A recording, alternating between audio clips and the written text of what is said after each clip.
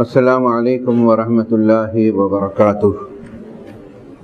الحمد للہ نحمده ونستعینه ونستغفره ونؤمن به ونتوکل علیہ ونعوذ باللہ من شرور انفسنا ومن سیئات اعمالنا من يهده اللہ فلا مضل له ومن يضلل فلا هادی له ونشهد أن لا إله إلا الله ونشهد أن سيدنا ومولانا محمد عبده ورسوله أما بعد فأعوذ بالله من الشيطان الرجيم بسم الله الرحمن الرحيم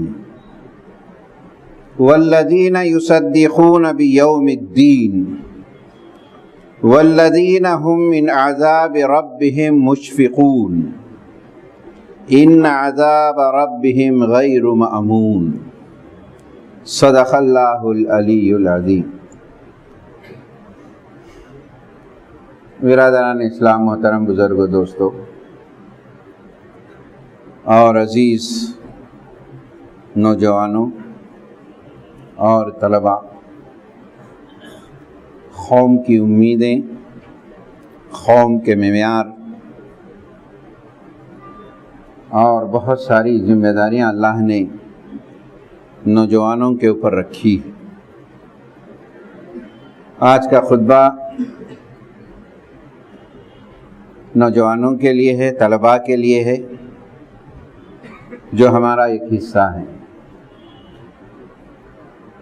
اور یہ وہ حصہ ہے جس کو اللہ کے رسول صلی اللہ علیہ وسلم نے دعائیں کی تھی، خاص دعائیں کی تھی آپ کے لیے، نوجوان طلباء کے لیے، نوجوانوں کے لیے۔ وہ دعا یہ تھی: اے اللہ ہمارے مسلمان بچوں، نوجوان لڑکوں لڑکیوں کو صالح کردار والے بنا، اچھے کردار والے بنا، اور ان کو ہدایت یافتہ لوگوں میں شمار فرما، گمراہ لوگوں سے بچا لے۔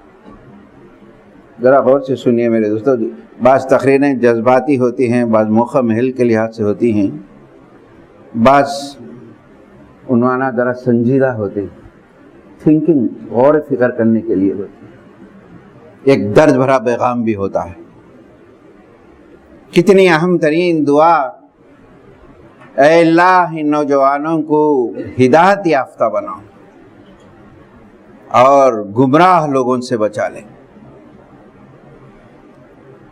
اے اللہ یہ نوجوان ہمارا سرمایہ ہے، اسلام کا سرمایہ۔ کتنی بڑی امید ہے، سوچیے آپ، یہ ہمارا سرمایہ ہے، اسلام کا سرمایہ، اور ان کو ہدایت یافتہ بنا دے۔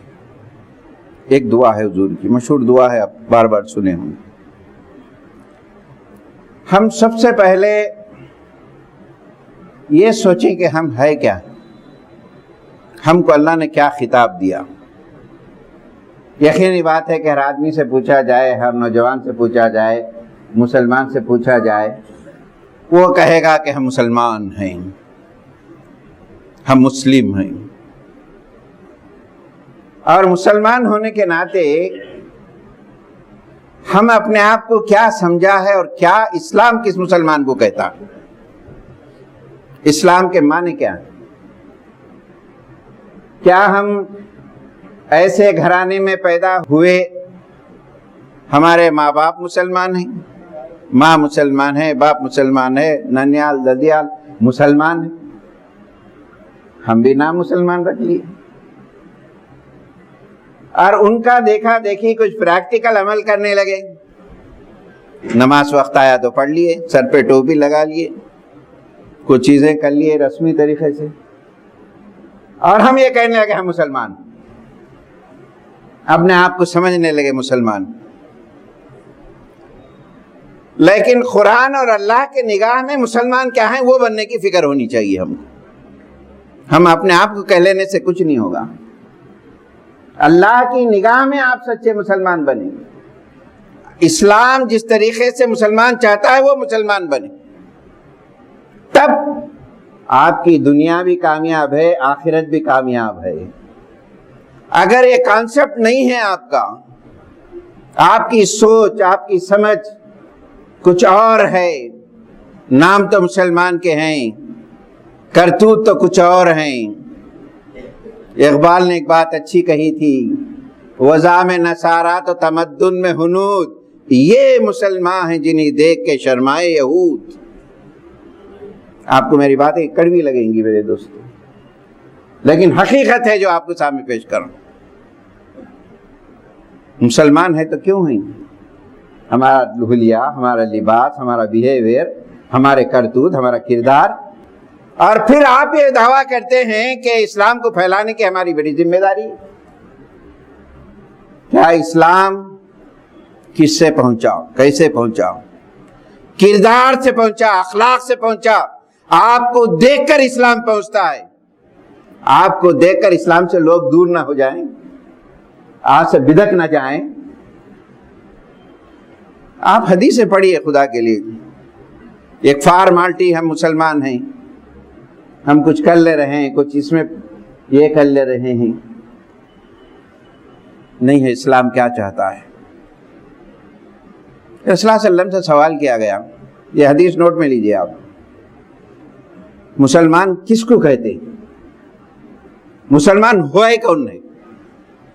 یہ کالج میں ہو سکتا ہے 80%، 60% مسلمان طلباء ہوں گے، اور دنیا یہ سوچتے ہوں گے مسلمان طلباء ہیں، اور دنیا یہ تصور کرتی ہے کہ یہ عقیدے کے اچھے ہیں، اور دنیا یہ سوچتی ہے یہ بڑے اچھے کردار کے حامل ہیں، بڑے اخلاق والے ہیں۔ یہ دنیا سوچتی ہے کیونکہ مسلمان ہیں، مسلمان ادارے، آپ مسلمان ہیں۔ آپ ماں باپ سوچتے ہیں کہ بھئی میرے بچے کو ایسی جگہ ڈالوں جہاں پر اس کا عقیدہ خراب نہ ہو، اس کا کیریکٹر خراب نہ ہو، میرا پیسہ صحیح استعمال ہو جائے، وہ ایک اچھا انسان بنے، ایک اچھا شہری بنے۔ یہ سوچ کر کتنی تمناؤں کے بعد چوز کیا جاتا ہے، انتخاب کیا جاتا ہے۔ رسول اللہ صلی اللہ علیہ وسلم سے پوچھا گیا، بھئی مسلمان کون ہے، کس کو کہتے ہیں؟ اگر میں آپ سے پوچھوں بھئی مسلمان کون ہے، صاحب 5 وقت نماز پڑھنے والا مسلمان، روزے رکھنے والا مسلمان۔ اللہ کے رسول صلی اللہ علیہ وسلم نے کیسا اسلام بنانا چاہا آپ کو؟ اللہ کے رسول صلی اللہ علیہ وسلم نے فرمایا مسلمان کس کو کہتے ہیں؟ من سلم المسلمین من لسانہ و یدہ۔ مسلمان تو وہ ہے جس کی زبان سے، جس کے ہاتھ سے دوسرے محفوظ ہو جائے، یہ ہے مسلمان۔ آپ سے کوئی تکلیف نہ ہو کسی کو، نہ زبان چلائے، نہ ہاتھ چلائے، نہ غصے میں کس کا اظہار کرے۔ آپ طالب علم ہیں، آپ پڑھنے آئے ہیں، آپ کے ہاتھوں میں کتابیں ہونی چاہیے، آپ کے جیب میں قلم ہونی چاہیے، لیکن آپ کے ہاتھوں میں کتابیں تو غائب ہو گئی، موبائل آ گیا، آپ کے جیبوں میں پین کے بجائے چاقو اور چھریاں آنے لگے۔ یہ طالب علم ہے آپ، یہ مسلمان۔ رسول اللہ صلی اللہ علیہ وسلم نے فرمایا من سلم المسلمین من لسانہ و یدہ۔ مسلمان تو وہ ہے جس کے شر سے محفوظ ہو جائے، چاہے پڑوسی انسان کوئی بھی محفوظ ہو جائے۔ طلبہ کا ایک جھنڈ ہے، ایک گروپ ہے، کوئی آدمی گزر جائے، اتنا سکون ملے کہ بھئی یہاں مسلمان طلبہ ہیں، میں یہاں خیر خوبی سے گزر جاؤں گا۔ لیکن آپ کو دیکھنے کے بعد، آپ کے کردار کے بعد، کب کس کو مار دے، کب کس کا غصہ اظہار کر دے، کتنا خوف کی زندگی ہے مسلمان۔ سوچئے میرے دوستو، میں پہلے ہی کہا کہ ایک جذباتی خطبہ نہیں ہے، ایک سنجیدہ خطبہ ہے۔ اور یہ کیوں ہوتا ہے اور کیوں غفلتیں ہوتی ہیں، کس وجہ سے ہوتا ہے؟ میں نے آپ کے سامنے 3 آیتیں سورہ معارج کی پڑھی، 3 آیتیں سورہ معارج کی پڑھی۔ سورہ معارج مکی سورہ ہے اور اس کی 3 آیتیں ہیں۔ پہلی آیت ہے وَالَّذِينَ يُصَدِّقُونَ بِيَوْمِ الدِّينِ، کچھ آگے بھی پڑھیے، 38 پارے میں ہے یہ سورہ۔ مومن جو ہوتا ہے، اللہ کا جو پسندیدہ بندہ ہے، اللہ کے جو چہیتے بندے ہوتے ہیں، جو نوجوان ہوتے ہیں، ان کے کچھ اوصاف بیان کیے گئے، ان کے کوالٹی بیان کیے گئے. ہم یہ سمجھ لے کہ بھائی بہت اچھے ہیں، دنیا سمجھ لے کہ ہم بہت اچھے ہیں، لیکن ہم دنیا نہیں، اپنے آپ میں نہیں، اللہ کے نگاہ میں اچھے ہونا چاہیے، اللہ کے رسول کی نگاہ میں اچھے ہونا چاہیے. وہ کردار آپ کو اپنانا چاہیے، چاہے دنیا کچھ بھی کہے. آپ اس کے ریزنز، وہ کیا کوالٹی ہے، وہ کیا اوصاف ہے، قرآن ذکر کرتا ہے.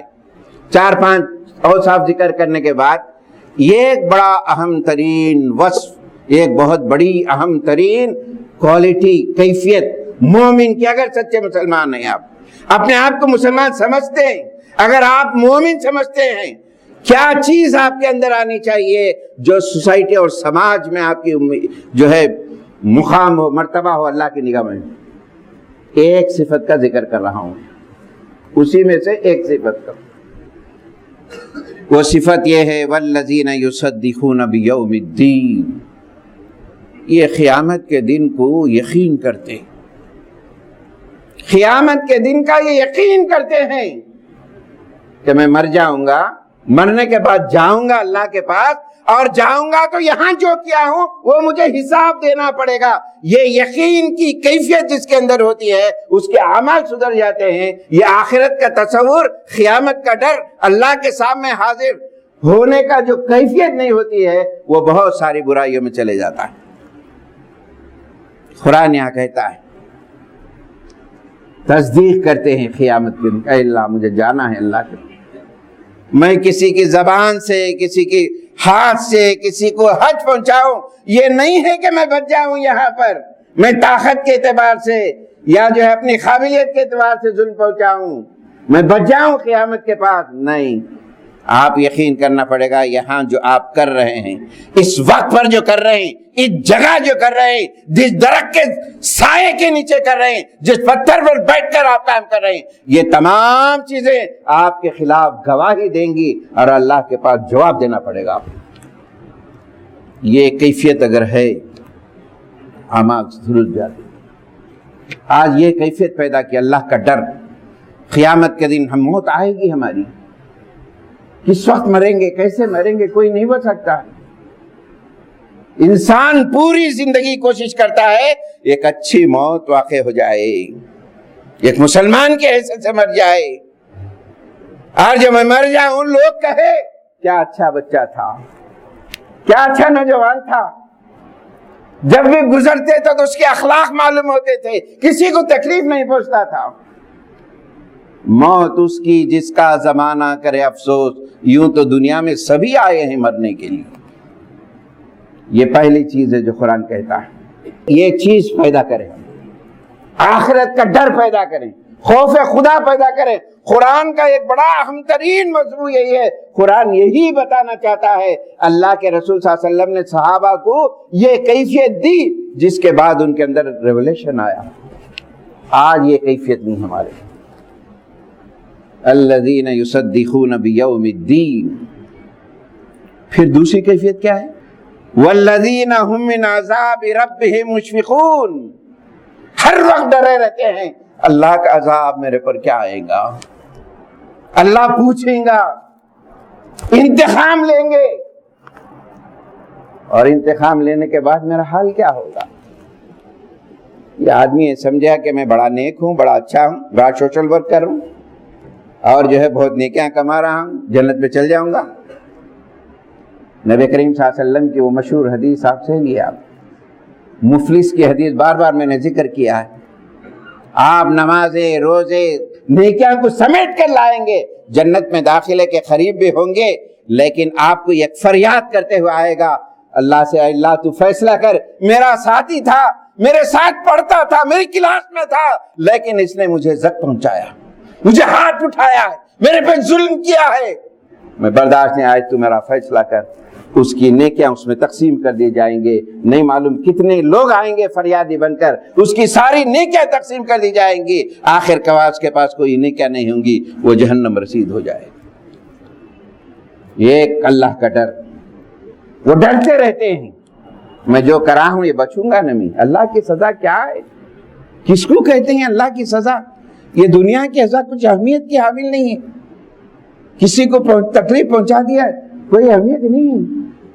इन अज़ाब रब्बिका लशदीद, कुरान कहता है अल्लाह की अज़ाब बड़ा सख्त है, अल्लाह का पकड़ बड़ी सख्त है, इस पकड़ से दुनिया की कोई ताकत तुम्हें बचा नहीं सकती।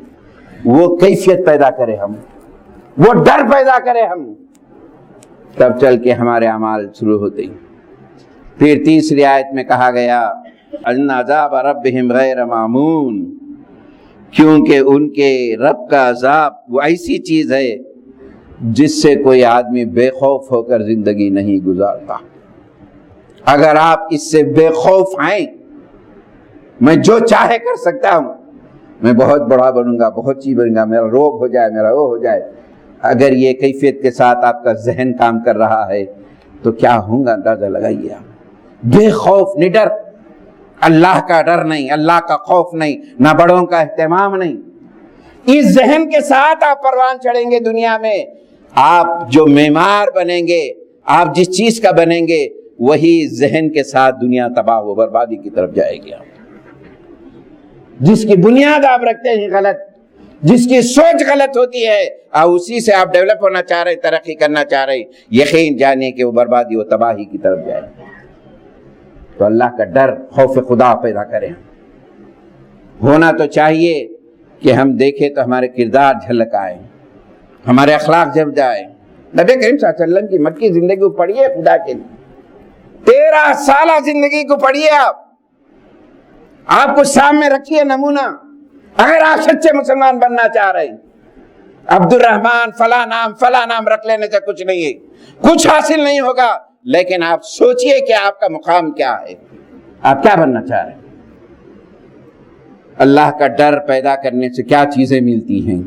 नंबर 1, वो दुनिया की जिंदगी में बड़ा कामयाब इंसान होता है, क्योंकि अल्लाह का डर उसके दिल में आता है। अल्लाह की जवाबदेही का जब डर आता है, वो नाजायज काम नहीं करता है, नाजायज दौलत नहीं समझता है, और कोई गलत काम नहीं करता है। यकीनी बात यह है, उसकी सोच बदल जाती है, उसकी जिंदगी में अल्लाह की रहमतें होती है, दुनिया तो बन गई, आखिरत भी उसकी कामयाब हो जाएगी। और इससे बढ़कर एक मुसलमान के लिए क्या हो, क़यामत के दिन अल्लाह ताला कहे तेरे आमाल से बड़ा खुश था, तेरे किरदार से बड़ा खुश था, तेरे बिहेवियर से मैं खुश था, आज तू जन्नत में चले जा और तेरा ये सिला मैं दे रहा हूं। तो कुरान कहता है फ़क़द फ़ाज़ फ़ौज़न अज़ीमा, ये सबसे बड़ी कामयाबी है अगर किसी के हक में चले जाए। क्या एक मुसलमान नौजवान ये नहीं सोचता? क्या एक नौजवान के जहन में बात नहीं आती कि मैं जन्नत में जाऊं तो कामयाब बन के जाऊं? ये अगर जहन में नहीं है, आप इसको जहन में नहीं बनाएंगे, तो आपकी दुनिया गारत और आखिरत की कामयाब हो जाएगी। दुनिया तो तबाह हो ही, बेबरकतें होंगी, कितनों की आहें लगेंगी आपकी। क्या आप इन आहों के साथ तरक्की करेंगे? दुनिया तो कमाएंगे आप, पैसा तो आएगा, लेकिन जब तक लोगों की दुआएं आपके साथ नहीं है, आपके जिंदगी में सुकून कभी नहीं आएगा। दूसरी चीज, अगर अल्लाह का डर आपके अंदर है, खौफ खुदा है, दुनिया की कोई ताकत आपको झुका नहीं सकती। दुनिया में कोई आदमी आपको डरा नहीं सकता। इस वास्ते कि वे अल्लाह से डरने वाले हैं और दुनिया में किसी से डरने वाले नहीं। ये कैफियत, ये ईमानी स्पिरिट अल्लाह ताला तुम्हारे अंदर पैदा कर देगा। तुम्हें कोई लालच नहीं देगा, तुम्हें कोई खरीद नहीं सकेगा। सारी दुनिया मिलकर आपको खत्म भी करना चाहे, आपके अंदर ईमानी कैफियत आएगी कि मैं अल्लाह की मर्जी पे जिंदगी गुजार रहा हूं, मुझे कोई नुकसान नहीं पहुंचा सकता। ये कैफियत पैदा हो जाएगी। तीसरी चीज, हर बुराई करने से पहले उसका दिल कांपता है, डरता है, पैरों में लर्जा होता है, हाथ कांपने लगते हैं कि ये मैं जो कर रहा हूं मेरे फरिश्ते अल्लाह के लिख रहे हैं, और अल्लाह की तरफ से ये सब चीजें गवाही देंगी, और मैं मुजरिम साबित हो जाऊंगा।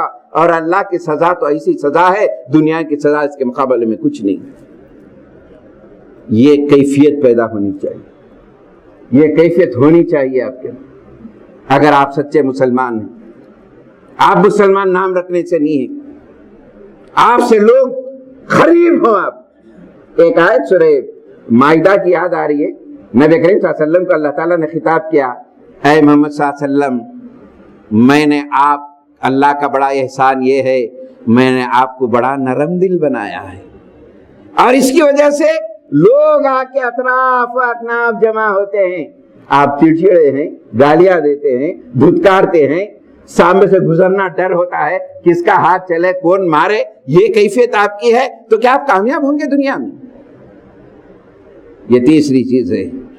چوتھی چیز، دنیا و اسباب دنیا ناجائز طریقے سے حاصل نہیں کریں گے آپ۔ وہ کہیں گے یہ اللہ دیا ہے، اس سے بڑھ کر جنت میں مجھے دے گا، اور وہاں کی نعمت جو ملے گی وہ پائیدار نعمت ہے، وہ جنت میں جانے کے بعد وہ نعمتیں آپ کو جو ملیں گی آپ اندازہ نہیں کر سکتے۔ جنت الفردوس میں جانے کے بعد اللہ تعالیٰ پوچھے گا، کیونکہ جنت الفردوس میں اللہ تعالیٰ ہوسٹ ہے، وہ ہماری مہمان نوازی کرے گا، ساری نعمتیں ہونے کے باوجود اللہ تعالیٰ جنتیوں سے پوچھے گا کیا تمہیں کسی چیز کی کمی ہے؟ وہ پریشان ہو جائیں گے، اے اللہ کیا چیز کی کمی ہے تو نے دیا ہمیں دنیا کے اندر اور آخرت میں بھی دیا تو۔ یہ بات چیت ہوتی رہے گی، اللہ کا دیدار نصیب ہوگا اور ایسا موقع مل جائے گا۔ اللہ کے رسول نے فرمایا اگر یہ موقع نصیب ہو جائے ایسی دعا کرو، اے اللہ میری آنکھ پلک بھی نہ مارے تجھے دیکھنے کے اندر وہ کیفیت ملے گی بشرطے کہ دنیا کے اندر ہی ایثار و قربانی رہے ہم، یہ جنت کی لازوال نعمتیں ملیں گی۔ پھر میرے دوستو یہ حدیث آپ یاد رکھیے، آپ یہ ہمیشہ یاد رکھے، بار بار کہتا ہوں، قیامت کے دن 5 سوالات ایسے ہوں گے تمہارے قدم ہلنے نہیں پائیں گے، جنبش نہیں ہوگی جب تک کہ آپ کلیئرنس نہ کریں، جب جواب نہ دیں۔ کیا ہے؟ ان عمرہ فیما افنا، میں نے تم کو عمر دی، بڑا بنایا، کہاں سے کہاں پہنچایا تم نے، اس عمر کو کہاں فنا کیا تم نے، کس کے پیچھے لگا دیا؟ ہم تو پڑھنا چاہتے تھے، پڑھانا چاہتے تھے، دنیا پڑھانا چاہتی تھی، ایک انسان بنانا چاہتی تھی، معاشرے کی اصلاح کے لیے پیدا کیا گیا، آپ کو دنیا کی قیادت کے لیے پیدا کیا گیا، آپ کیا بنے؟ آپ کہاں وقت ضائع کیے؟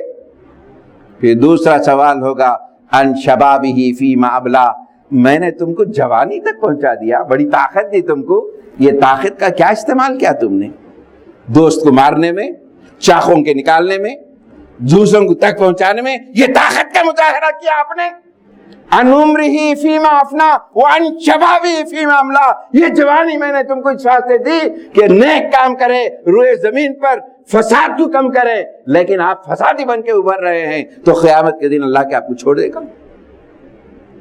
یہ باتیں ہیں، اگر میرے دوستو اس کو نہ اپنانے سے کیا نقصانات ہوں گے پھر کبھی موقع ملا بولوں گا، لیکن میں آپ سے اپیل کرتا ہوں ہم ایک سچے مسلمان بنے، ہم ہمارے مقصد زندگی کو متعین کرے ہم، اور اللہ کے چہیتے بندے زندگی بن کر گزارے۔ نبی کریم صلی اللہ علیہ وسلم نے جو دعا کی، اے اللہ ہم کو ہدایت یافتہ لوگوں میں شمار فرما دے، برے دوستوں سے بچا، بری صحبتوں سے بچا، اے اللہ ہمارے قسمت کے فیصلے تیرے ہاتھ میں ہے، ہمارے مقدر کو دنیا اور آخرت کی کامیابی کی طرف بنا دے، اے اللہ تیرے چہیتے بندوں میں ہمیں شامل فرما دے، آمین، وآخر دعوانا الحمدللہ رب العالمین۔